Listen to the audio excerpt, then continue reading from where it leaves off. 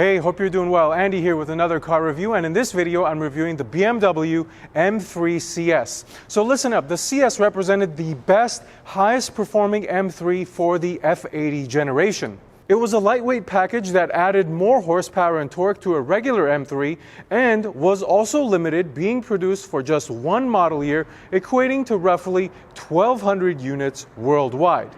So I'll cover all the details about this thing and share my thoughts on various aspects, including the drive.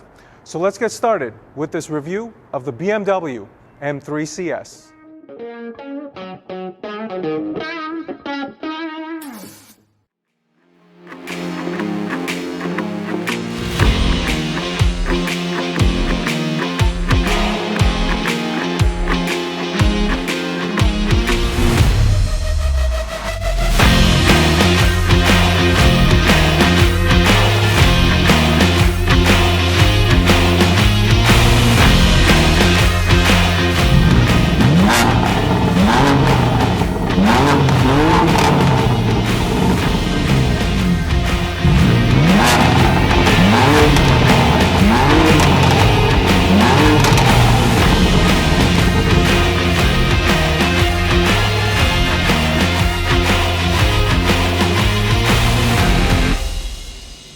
Alright, so let's get started with the review by giving a big thank you to Porsche of downtown LA for allowing me to review this M3CS today. If you're interested in this car or any other new or pre-owned Porsche product, make sure you give them a call. I've left their information in the description below. Now let's get started with the engine, and this is the familiar S55 3-liter inline 6-cylinder twin turbocharged motor making 453 horsepower and 443 pounds-feet of torque. It has a red line of 7,600 RPM, and it's putting power down to a 7-speed automatic double clutch transmission to the rear wheels only. Now remember, this is the last generation of rear-wheel drive M cars. All the new ones have X-Drive all-wheel drive. And when you compare the engine statistics, this thing has 28 more horsepower and 37 pounds-feet of torque in addition to the regular M3 from this generation. Now, one of the other selling points of the CS is that it's a lighter car compared to the base or even the competition models of the M3. It's 110 pounds less than either one of those two trim levels I just mentioned, and it tips the scale at just under 3,500 pounds. Now, if you're familiar with how heavy cars are getting nowadays, 3,500 pounds for a four-door car like the M3 is actually quite good. Now, all of this equates to a 0 to 60 time of 3.7 seconds and a Nürburgring time of 3 minutes and 38 seconds, which was quite good for the time. Now, putting aside all the facts, now let me take you around back because this thing has a beefed up M performance exhaust, so you can take a listen to what it sounds like.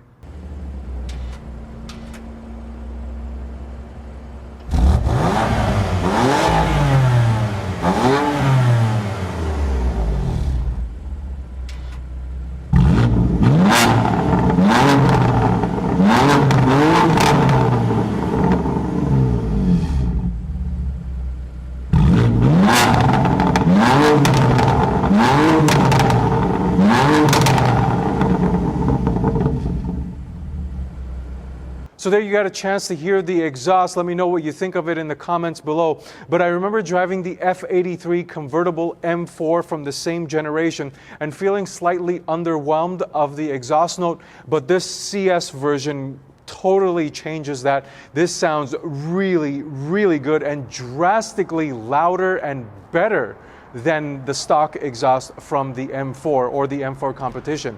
Now let's change gears a little bit and talk about the exterior design and some of the differences that you'll get with the CS. So you've got a carbon fiber reinforced plastic hood, which is extremely light and has a cool looking carbon fiber weave underneath it, and a waterfall looking heat extractor to take out all that heat from the engine bay.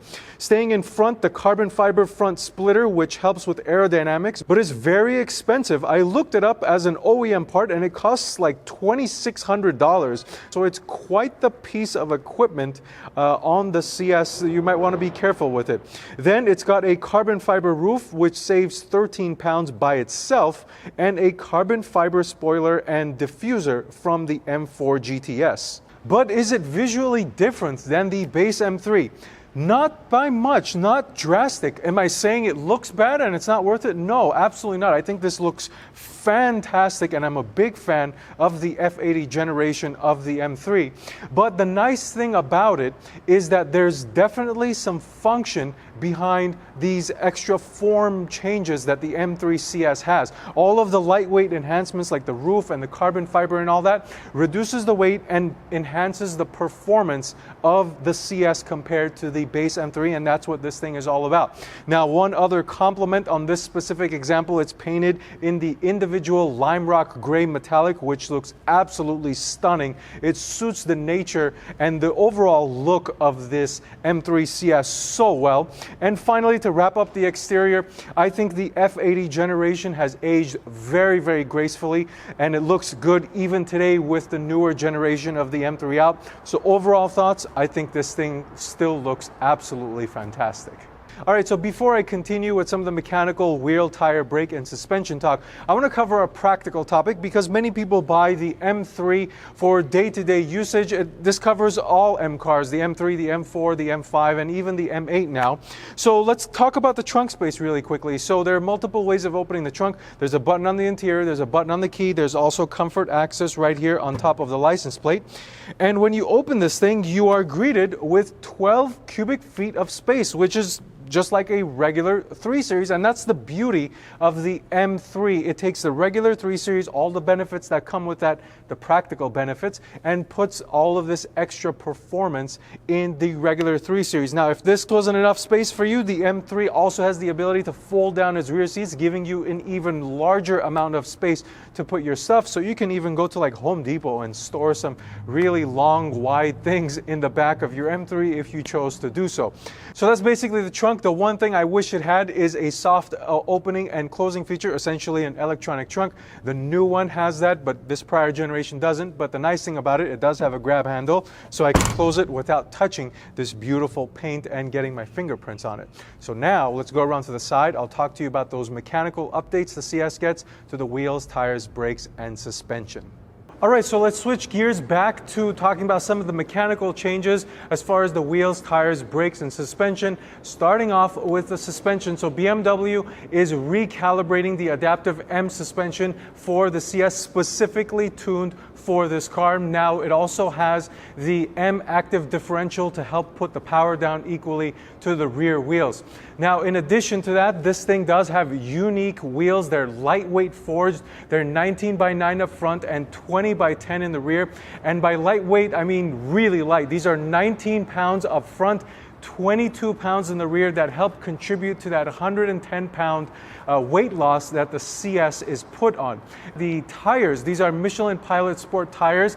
They're 265 up front and 285 in the rear. So it's a pretty substantial tire. I'm surprised they didn't put 300 section tires in the back, but considering this has 450 horsepower, I think 285 is adequate. Now, beyond that, inside the wheel barrel, the standard M3CS get M compound brakes with 4 pistons up front and 2 pistons in the rear. But this example I have today has the optional carbon ceramics, which are absolutely massive and can be distinguished by the gold painted brake caliper. So there's 16 inches up front being bitten onto by a 6-piston caliper. In the rear, 15 inches being bitten onto by a 4-piston caliper. So significant performance, and whoever spec'd this car opted in to the extra weight reduction of the carbon ceramic brakes, bringing the weight down of the CS even further. So this is a serious performance car with all of the extra power and the mechanical changes as far as the suspension and the braking capabilities. So with all that out of the way, now let's jump onto the inside. I'll give you a quick tour in there, and then we'll go to the driving portion of the review. All right, so now the interior of the CS, and let's start off with going over some of the visual enhancements or differences that you'll get in the CS, starting off with the Alcantara. So you get extra Alcantara and a CS looking logo here on the dash.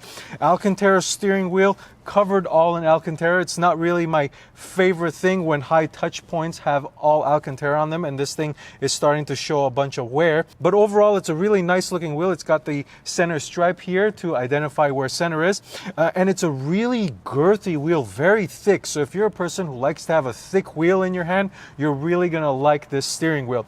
Now you also have extra Alcantara in the center armrest area here, but you don't have an armrest, you don't have center storage, because BMW has removed that as a means to remove weight from the CS. So it's a weight saving measure.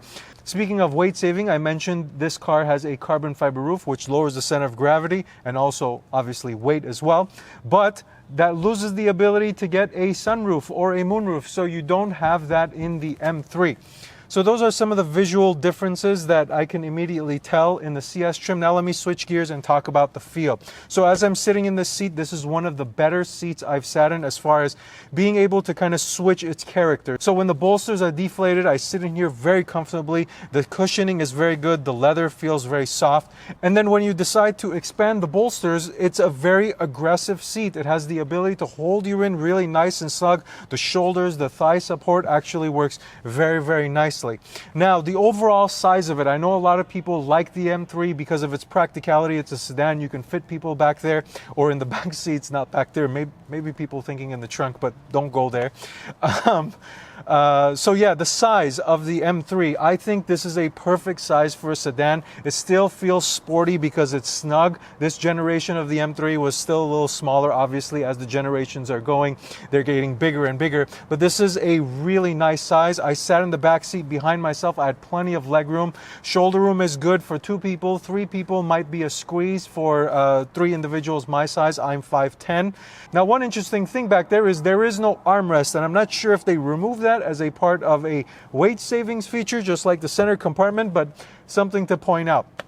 Now, the other thing is the infotainment and the overall technology and the design, the button layout. So this is showing its age, and obviously the thing that starts showing its age the earliest is the technology, and you can definitely see it here with this button-centric layout. The infotainment screen is on the smaller side compared to what you get nowadays with the 12-inch screens and going bigger into the future. But it is still a touch screen. It's still very crisp and easy to use and easy to read. It's very responsive as well to your fingers. The infotainment system is the prior generation, and the benefit of that is that it's very simple.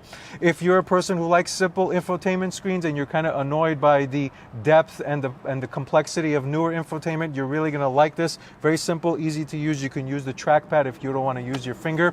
So overall, it's a really nice place to be. Yes, the technology and some of the button-centric layout and the design is probably going to fall short when you compare it to newer stuff. But the beauty of this is that it's simple, and simple means that it's going to age gracefully. And I think it does. It's the right size. It has a good comfort level for a sports car with this much performance capability. So with all of that out of the way, now let's see how this thing feels behind the wheel. Let's go for a quick drive. All right, so now the driving portion of the review, and as always, this is what the key looks like. The prior generation of BMW keys are even more underwhelming than they are now. This doesn't even have the M colors on it. There's literally nothing telling me that I'm driving an M3, let alone an M3CS. So anyway, disappointing key for sure, but that's not a surprise. Now, beyond that, the visibility out in front of you is fantastic. This is a sedan, so I don't really have any issues with blind spot monitoring. This does have a ample amount of safety features, rear view camera, the parking sensors, all of those things are equipped in the M3CS. And as far as the price goes, this was a controversial topic when the M3CS came out. This was stickering at about $97,000, and there were some markups involved as well at the time. But these are selling for roughly about $70,000 to the $80,000 range. Of course, that's considering the COVID tax, as I like to call it, with certain cars of this nature going more than they used to. But that's pretty much it. I believe this car is selling for $75,000. This one I'm driving now. So now that that's out of the way, let's go ahead and turn this thing on and go for a spin. Starts out button in red, and the exhaust does sound really nice in this car. Even when the baffles are closed in comfort mode, it's a nice sounding exhaust, much better than the the stock exhaust that I drove in the convertible M4 probably about a year ago at this point. So let's get going. And the normal route that I drive in is actually under construction. So pardon me for a different route here, but in general, one of the things I noticed as I'm going to my straight stretch of road that I usually get to is that the transmission is kind of funny in this car. The double clutch is kind of clunky at times, not all the time, but sometimes.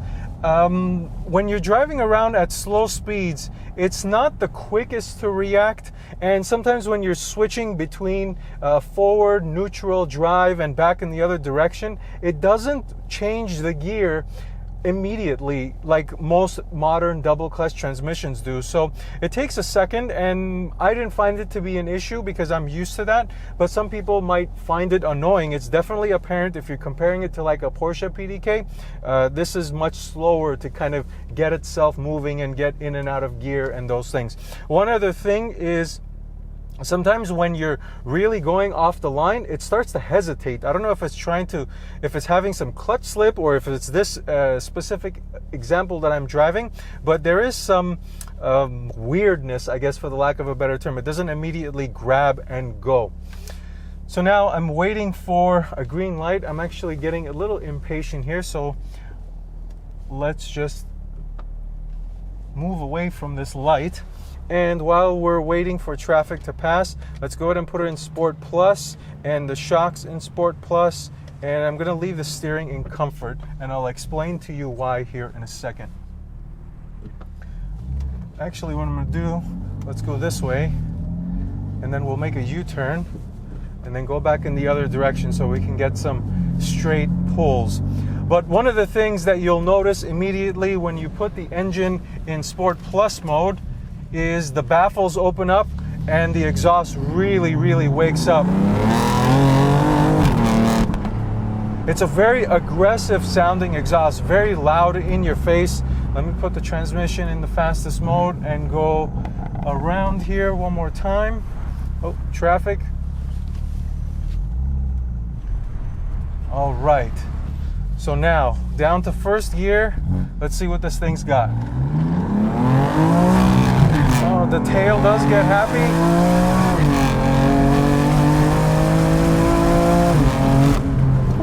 Ooh, the brakes, wow.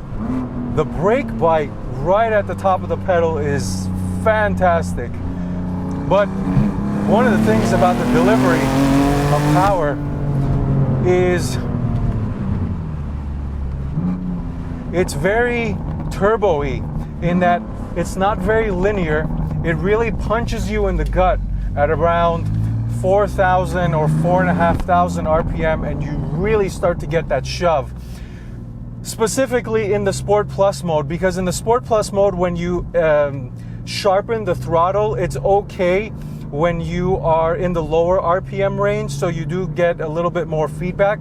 But when you're in comfort mode and then you like hammer it, you get some deadness, like it starts to spin, and then once all those turbos have built up all their power, then you get this immediate shove, and it's really like a gut punch.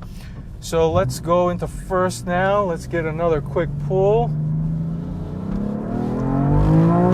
The tail does like to move, and the traction's kicking in and keeping me stable, I guess, for the lack of a better term. But this is a properly quick car, and then the back does like to move. So the traction control, if you're just getting used to it, like I am, I'm leaving the traction control on, and it's kind of saving me a little bit because I tested it with the traction off, and it does get a little happy in the tail. And there's a bunch of traffic around today, so that's basically all I'm going to tell you about the engine speed, because I don't think I'm going to get more opportunities to get some straight pull. So I'm going to go on to the next topic here, and that is going to be the suspension. So there are three modes: Comfort, Sport, Sport Plus. I like Sport. I like Comfort. If you go in Sport, you pretty much have to be driving in the mountains, in the canyons, on a racetrack, because when you put it in Sport or Sport Plus, even worse, when you're driving on on the street, it's just really, really intolerable, and it gets very, very bumpy. Overall itself, in comfort mode, it still feels like a sports car or a sporty oriented car. It's a 4-door car. I'm not going to call it a sports car, but it does feel properly sporty in the comfort mode. You're not feeling like you're driving a slush box. I'll put it to you that way. All right, now let's move on to something that really surprised me, and that's the steering feel. Because it's actually very, very weighted. Even in the comfort mode, this thing has some weight to it. You really got to use some muscle to turn the wheel. And when you put it in sport, or even worse in Sport Plus, it's almost like you really got to move this thing, use some of your forearm strength to get this thing moving. And if you're a type of person who likes that, you're absolutely going to love the M3CS. Now, the other thing is the transmission. I already talked about it during low speeds and whatnot, but when you're driving it a little spiritedly, it does still feel a little clunky. When I pull on the paddle, it's not as immediate as some of the other PDKs or double clutch transmissions that I've driven, but it's fast. It's just not the best. And finally, let's talk about the brake. The carbon ceramic brake in this car is superb. It feels amazing. The bite at the top of the pedal and the power, or the braking power that you get, is immense. Great, great pedal, great braking power. Otherwise, what do I think of this car? I think this is a good car for somebody who's a general fan of this generation of the M3. And what I mean by that, this thing does have some specialness, don't get me wrong. This is a limited production car. There's only about 550 of them here in the United States and 1,200 worldwide. It does have the rear-wheel drive configuration, dedicated rear-wheel drive. This is the last M3 that has a rear-wheel drive, so that's something that's unique. All the new M cars are X-drive, all-wheel drive. Even though they say you can make it rear-wheel drive, it's not. It's still all-wheel drive, or at least the mechanics and the componentry. And finally, the general styling, because this still looks like a classical BMW. The design lines and the overall design concept still looks like a BMW, an evolution of a BMW design. The new ones, some people call that a revolution with the big kidney grills, and it's kind of going in a different direction. So if you're a general fan of the things I just mentioned, you're gonna like this car. And overall, it's a good car. The only thing that kind of I don't really like about it is the power delivery. I think the new M3 and the M4 deliver power better, even though they're somewhat similar motors than this one does. That one has a linear power delivery compared to this prior generation of the M4. So that's pretty much it. If you have any other questions, make sure you leave me a comment down below, and I'll try and get back to you as quickly as I possibly can. Otherwise, thank you for watching this video. Until next time, drive steady.